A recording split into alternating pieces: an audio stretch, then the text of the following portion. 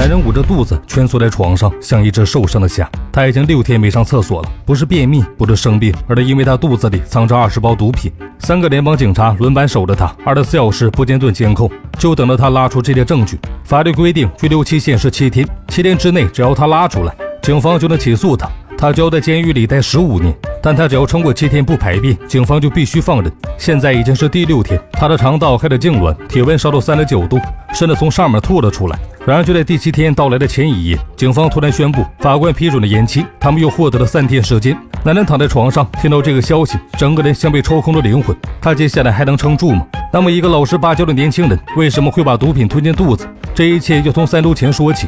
1983年，墨尔本西区阳光镇，雷是当地橄榄球俱乐部的替补球员，球技平庸，性格羞涩，在一家电器店当电视维修工，收入微薄，老板刻薄，连吃午饭都要把整张工作台的活干完才行。他唯一的荣耀是连续出场154场比赛，从不缺席。这份近乎倔强的坚持为他赢得了1983年俱乐部最佳会员奖。颁奖晚宴上，主持人宣布了振奋人心的消息：原本球队募捐资金不足以支持赛季末的曼谷之旅，但多亏了帕特的慷慨赞助，兄弟们终于可以成行，全场爆发出欢呼声。曼谷那个充满异域诱惑的城市在向他们招手。当帕特将奖杯递给雷时，酒窝灯下的他显得格外局促。面对全场的掌声和欢呼，这个羞涩的年轻人憋了半天，只是艰难地挤出2个字：谢谢。颁奖典礼后，帕特把嘉文单独叫到一边，让他趁着去曼谷搞一批毒品回来。嘉文表面答应，心里却发虚。半公斤毒品要吞下20个包裹，如果包裹在体内破裂，人当场就死了。嘉文不想冒这个险，他想到了雷，那个老实听话的傻小子，如果让雷吞，自己就安全了。而且雷的继父约翰欠的高利贷，雷肯定需要钱，完美。第2天，嘉文将雷送到家门口。下车时，嘉文开门见山地抛出了那个致命的交易：去泰国把毒品包裹推进肚子里，带回澳大利亚，然后排出来，就这么简单，8000欧元轻松到手。嘉文把整件事描述得轻描淡写，就像去超市买瓶牛奶一样稀松平常。雷的第一反应是拒绝，这不是他能做的事，他不是那种人，他很清楚自己的分量。一个普通工人，一个连女孩都不敢搭讪的羞涩青年，怎么可能去做这种胆大包天的事？他甚至不擅长撒谎，更别说把违禁品藏在身体里穿越国际边境了。但嘉文显然早就料到了这个答案，他没有生气，反而开始描绘那8000块能带来什么：买一辆自己的车，不用再挤公交，和女孩们玩玩，体验一下真正的生活。最重要的是，这笔钱能帮雷和他的妈妈解决很多问题。然后嘉文丢出了真正的重磅炸弹，他提到了约翰，雷的继父欠下的赌债，那这债务让雷的母亲朱迪处在危险之中。这句话像针一样扎进雷的心脏。母亲那个一直照顾他、为他操劳的女人，正因为约翰的烂事而陷入困境。雷想追问详情，但嘉文打断了他，让他现在不用马上答复，好好考虑一下。回到家里，晚餐时的气氛异常沉闷。母亲朱迪突然问起雷为什么又和嘉文混在了一起，他的语气里带着明显的警惕。嘉文进过少年犯管教所，用凿子把一个男孩砍伤过，虽然那是很久以前的事了，但朱迪显然没有忘记。他认为嘉文是个危险人物。约翰为嘉文辩护了几句，说嘉文其实是个不错的人，只要你真正了解他。朱迪回忆起小时候雷和嘉文形影不离的日子，那时候他们像豌豆荚里的2颗豆子，总是在一起。他看看嘉文小时候多可爱，如果他已故的母亲看到他现在的样子，一定会在坟墓里翻身。与此同时，嘉文找到了老板帕特，帕特递给嘉文1沓钱，告诉嘉文半公斤不多不少，这就是去泰国要买的量，也是嘉文这次任务的指标。不久后，雷家的房门被敲响，雷打开门，门外站着一个陌生男人，高大冷漠，眼神里带着威胁。钟汉冷冷地问约翰在哪，雷的心脏猛地一沉，说继父在酒吧。钟汉追问哪个酒吧，雷支支吾吾地说不知道，但他可以帮忙传话。钟汉盯着雷看了几秒，然后丢下了一句：下次我来找你母亲。门关上了，母亲从厨房探出头问是谁，雷强作镇定地说是摩门教徒。朱迪抱怨这么晚还来敲门，真是见鬼了。但雷知道这不是摩门教徒，嘉文说的约翰赌债母亲会受伤害全都是真的，债主已经找上门，下次真的会对母亲下手。威胁不再是空话，而是血淋淋的现实。那一夜，雷在恐惧与责任之间挣扎，嘉文的承诺在脑海中回响：8000欧元足以还清债务，足够保护母亲，但代价是把毒品吞进肚子，穿越国际边境，随时可能死在半路。第2天，雷回到修理店上班，电力机依然坏个不停。中午时分，雷放下工具，表示要休息吃午饭。老板粗暴的拒绝，骂他就是个狗屎，逼令他先做完整张桌子。雷看着面前永远修不完的电视机，看着这个逼压着了他多年的工作，他一直在忍，一直在低头。但如果继续这样窝囊下去，他连自己的母亲都保护不了。这一刻，雷下定了决心，他走到老板面前，直接宣布自己不干了。老板愣了一下，然后冷笑起来。他提醒雷，方圆20英里内，他们是唯一的修理店。雷没有回答，径直走向门口。老板慌了，语气开始松动。表示好吧，让雷去吃午饭吧。雷继续往外走，老板喊出可以休息30分钟。雷推开门，老板终于妥协，喊出35分钟，但雷已经走了。他迈出店门的那一刻，感受到了某种从未有过的轻松。这份窝囊的工作，这个刻薄的老板，这些年来的忍气吞声，他终于说了不。雷直接去找了嘉文，同意和他干。嘉文高喊着欢迎来到上帝的国度。几天后，橄榄球队登上了飞往曼谷的航班。曼谷的街道充斥着喧闹和异国气息。狂欢了一夜后，第二天，嘉文带着雷来到一处隐秘的地点，用钱买了半公斤的货。走出门外，雷的腿几乎迈不开步。他猛地拉住嘉文，慌乱地说自己做不到，不想干了，求嘉文帮帮他。嘉文冷冷地告诉他太晚了。雷哀求地说才刚拿到货，求嘉文回去退掉。嘉文反问他想怎么办？难道要回去找那个疯女人要求退款吗？雷不知道该说什么，他不停地道歉，承认自己以为能做到，但现在发现做不到。恐惧压垮了他最后的勇气。嘉文看着他沉默了片刻，然后叹气表示同意帮忙。他让雷在这里等着，自己回去退货，别要雷住的好运。雷感激涕零的看着嘉文转身走回那栋建筑，可嘉文在里面抽了一根烟后突然冲出来，大喊着快跑。雷追问对方怎么说，嘉文边跑边回答他拒绝了，差点扯掉他的脑袋，催促雷赶紧跑。雷愣在原地不知所措。嘉文跑出一段距离后，回头看到雷还站着，大喊快跑。那一刻雷终于明白了，根本没有退路了。嘉文从头到尾就没打算帮他退出，那些安抚的话都只是谎言，他已经深陷其中，唯一的出路就是把那些该死的毒品吞进肚子，带回澳大利亚。回到住处，嘉文把面粉一个个的装进套子里。雷清空肚子后，嘉文开始交代注意事项。从此刻起到交货之前，雷不能吃任何东西，但在飞机上，空姐送来餐必须接受，否则会引起怀疑。回到澳洲后，雷必须想办法甩掉母亲，确保6点之前赶到嘉文家。嘉文递过来一系列物品，棉质衬衫透气吸汗，不会在紧张时暴露异常，几张照片和纪念品，营造出他真正享受这趟旅行的假象。还有止泻药，嘉文表示只需要2颗就能让人便秘1整周。准备就绪后，嘉文将裹着面粉的套子蘸上蜂蜜，然后塞进雷的嘴里，强行让他咽了下去。随后嘉文端了一盘子让他全部吞下去。雷问嘉文的呢？嘉文面不改色的声称自己已经吃过了。雷反驳说嘉文承诺过他们会一起吞。嘉文冷冷的纠正雷听错了，语气中带着不容置疑的强硬。这一刻雷心里涌起一股不安，但那些包裹已经在肚子里了，来不及多想了。飞机引擎轰鸣，降落到墨尔本。雷体内装着半公斤面粉，坐在机场大厅里，每一步都像踩在刀尖上。入境管理处，他成功通过了第一轮检查，行李传送带滋滋作响，缉毒犬在人群中走来走去，别的贴着每一个箱子嗅来嗅去。雷的血液瞬间凝固了，他不想引起缉毒犬的注意，干脆放弃了自己的行李。队友们陆续通过海关，嘉文轻松自主地走过检查口，队友催促雷，告诉他轮到他过海关了。海关官员看着雷，询问他有什么要申报的东西。雷拎起几条烟，还有一个雪花球纪念品。海关官员看了看，然后问其他的行李呢？雷愣了一下，临时编了个谎，没有其他行李，全都被偷了。官员盯着他看了几秒，眼神中带着怀疑，然后让雷在这里等一下。雷站在原地，呼吸变得急速。他本想躲过缉毒犬，却因为没有行李这个破绽百出的谎言引起了更大的怀疑。好在最后官员表示没问题了，可以走了。雷几乎不敢相信自己的耳朵，他过关了，他真的过关了。母亲和继父已经在门口等他了。他看到妈妈在挥手，脸上满着期待的笑容，胜利就在眼前，他只需要再走几步，穿过那道门就能见到母亲，就能逃离这场噩梦。但就在这时，身后传来一个队友的声音，大喊着雷，你忘了拿包。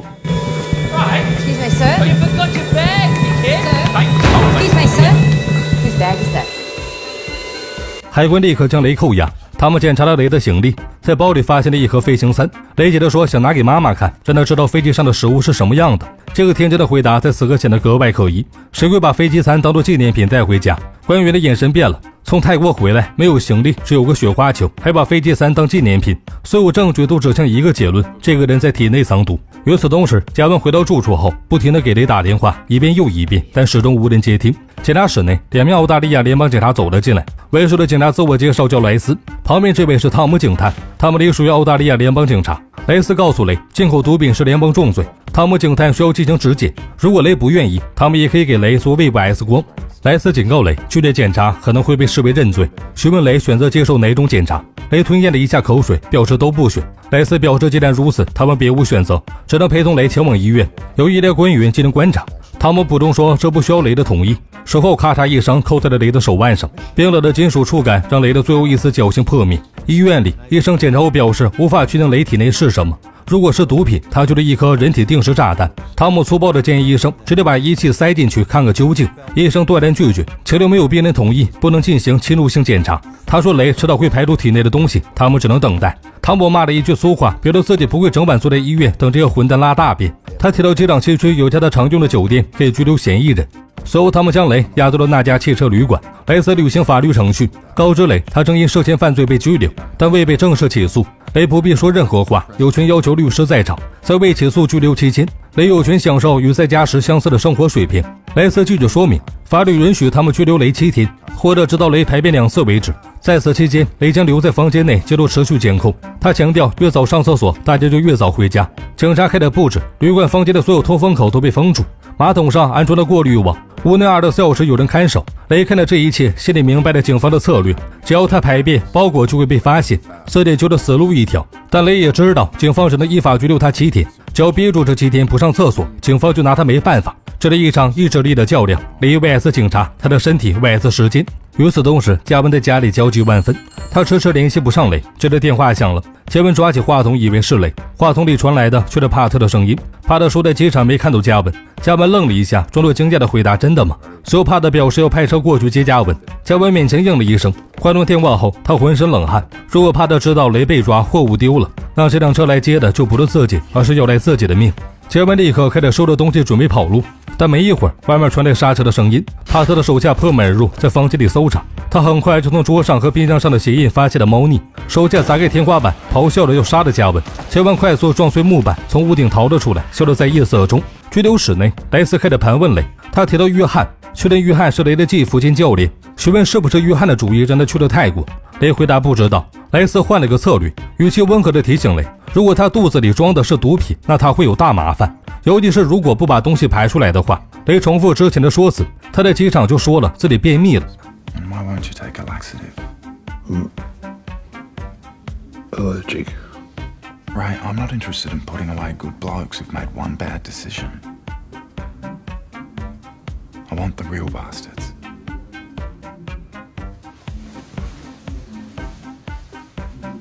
Everybody works for somebody. 但雷沉默不语，他知道一旦开口，不仅自己完了，母亲也会陷入危险。第二天早上，汤姆拿来早餐，强行给雷喂食。莱斯从雷的行李里拿出照片，询问这些是不是雷在泰国拍的。雷点头承认。雷斯开始翻看照片，同时告知雷，他们联系了他的队友格雷姆。格雷姆说，雷在泰国的时候，大部分时间都不在。最后一天，所有队友都去了老虎公园，但雷去了市场。莱斯询问有什么特别原因吗？雷回答说他不喜欢看笼中的动物。莱斯却拿出了一张老虎照片反问，那这是什么？这是嘉文准备的那些假照片，原来证明他真的去旅游了。但现在这张照片成了致命证据，证明他在撒谎。雷激动生智，便道说那天他的朋友借着相机去拍的，朋友叫乔西·罗宾逊。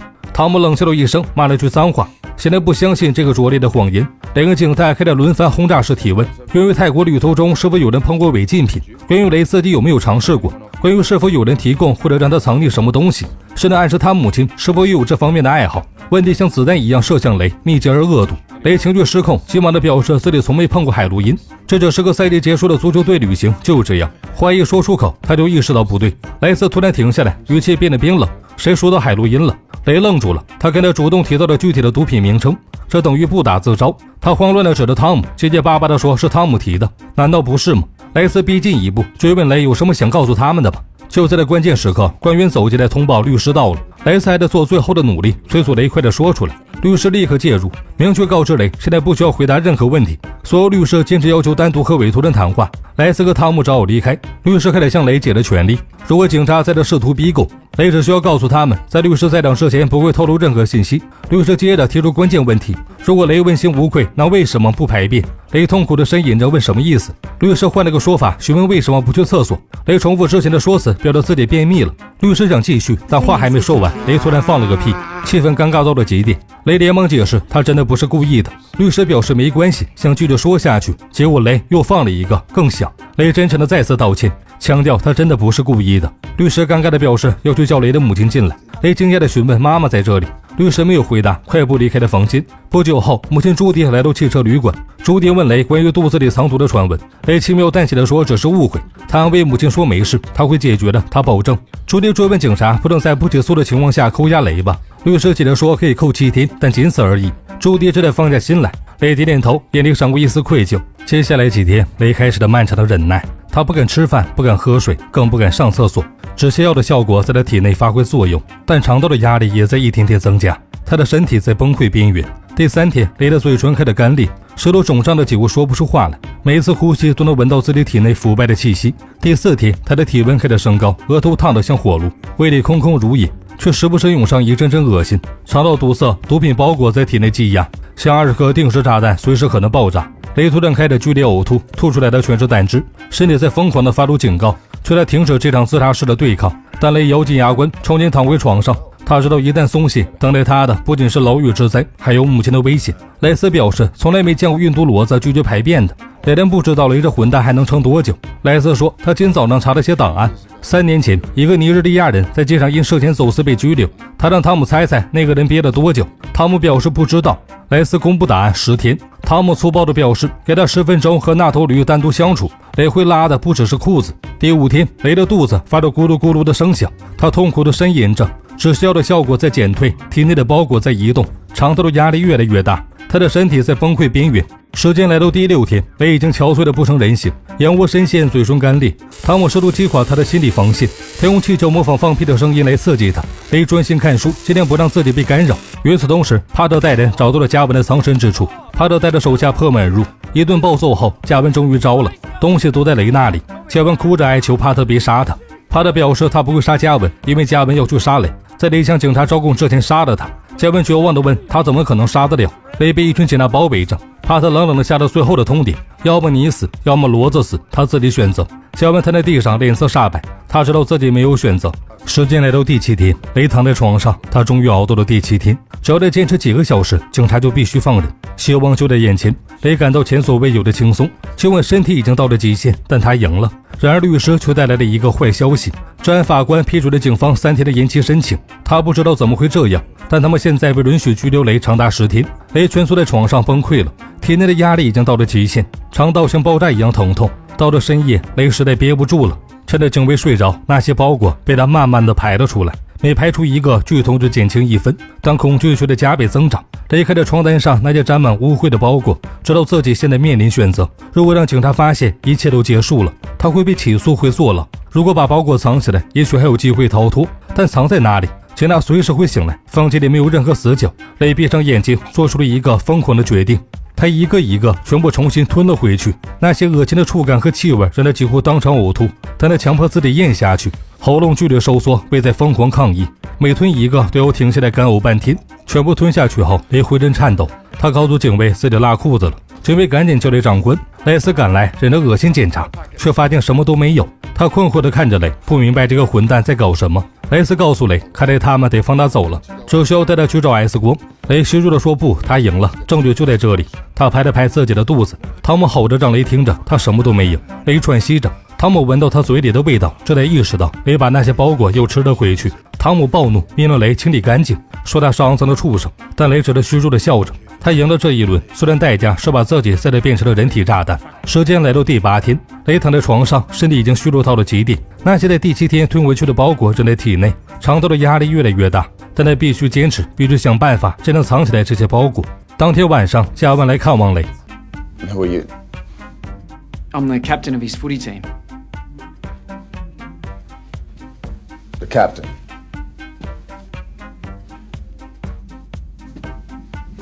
Who told you he was here? Our coach. Well, unfortunately, he's in police custody at the moment, so he's not receiving any visitors.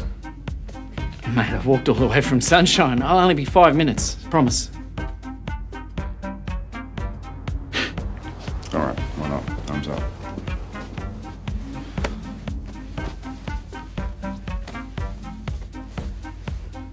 Your captain's here. Kev. 莱斯让加文进入房间，然后关上门。房间里只剩下他们2个。加文质问雷东西呢？雷虚弱地拍了拍肚子。加文悄悄掏出刀子藏在身后，他慰藉性地追问雷向警察招供了什么。雷虚弱地看着加文，示令自己什么都没说。加文不解他为什么不招供，这样至少雷能自己活命。雷用最后的力气强调我们是兄弟。加文瘫坐下来，他手里的刀没有亮出来，因为他发现自己下不去手。这个被他骗去吞毒的傻小子，这个在警察的酷刑下依然坚持不招供的老实人，这个明明可以出卖所有人换取自由，却选择独自承受的朋友，他怎么下得了手？嘉文痛苦地质问他们怎么把事情搞砸了。雷虚弱的回应早就告诉嘉文自己不擅长这个。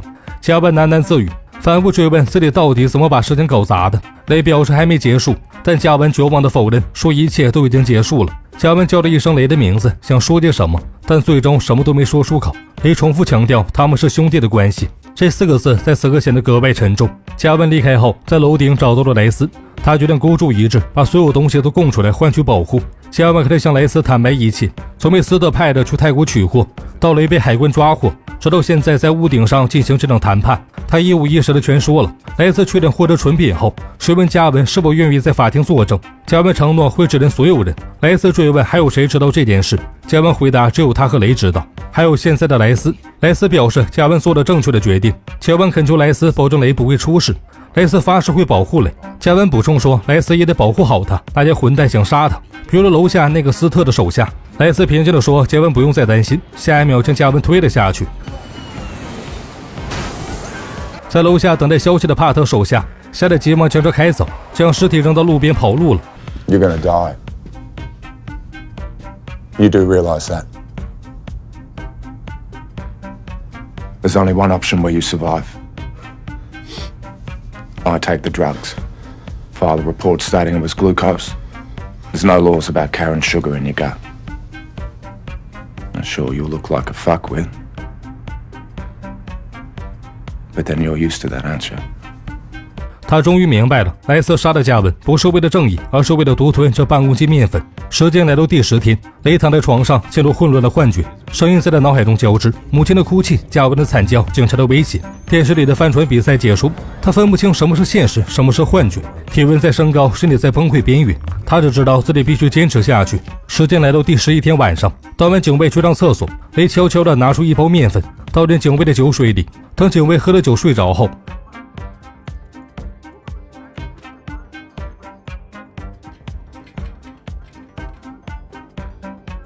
雷来到卫生间，终于痛快地解决了一番。那些包裹在他从体内排出，他小心翼翼地将它们全部捞出来，清洗干净。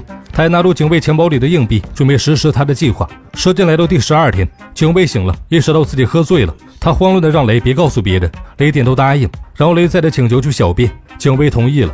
莱斯在这找上雷，他将警卫支住去后，接到了汤姆的电话。汤姆告知他，法官拒绝了延期，雷可以自由离开了。莱斯感谢后表示会通知雷，但他挂断电话后撒了谎。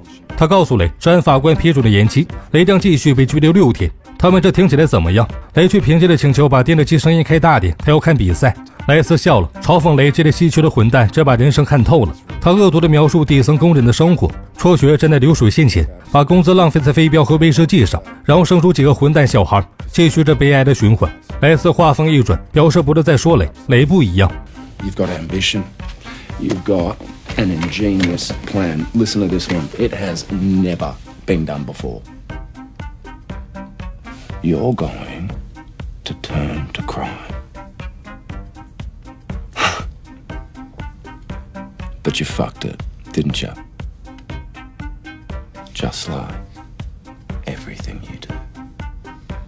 莱斯表示他在给雷一个补救的机会，让他接受提议，在太晚之前用这垃圾人生做点什么。莱斯质问雷的选择，钱大还是尸大 Why would you kill Gavin? Look, I don't have time to piss about. You did kill him, didn't you? Listen, dickhead, I'm offering you a way out of this. I just can't work out why. Because he was a fucking maggot. Suburban scum. Just like you and your dopey fucking mother. Now give me the gear or you will leave here on your back.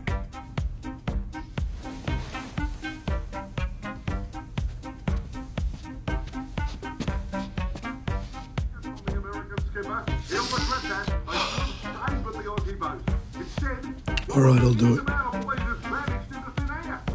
With one condition. What's that?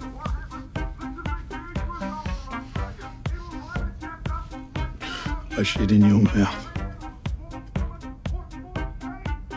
Give me those fucking bags now!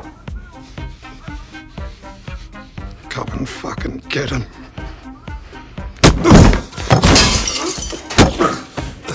Oh, departure on that daddy and give me what I need! 莱斯逼着雷拉出来以后，立刻忍着恶心翻找，却发现什么都没有，只是普通的排泄物。莱斯愤怒地殴打着雷，就在这时，汤姆推门进来。Call an ambulance! I want an X-ray. 雷被送上救护车后，躲着在房间的莱斯气急败坏地翻找着，却注意到花瓶里的窃听器。接着汤姆走了进来，身后跟着2名警察。Will you put this in?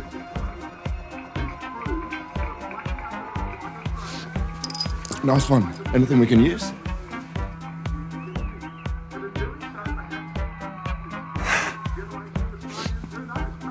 I lied to him. To get the job done. Whatever it takes, you taught me that. Yep. That's true. I have bent the rules.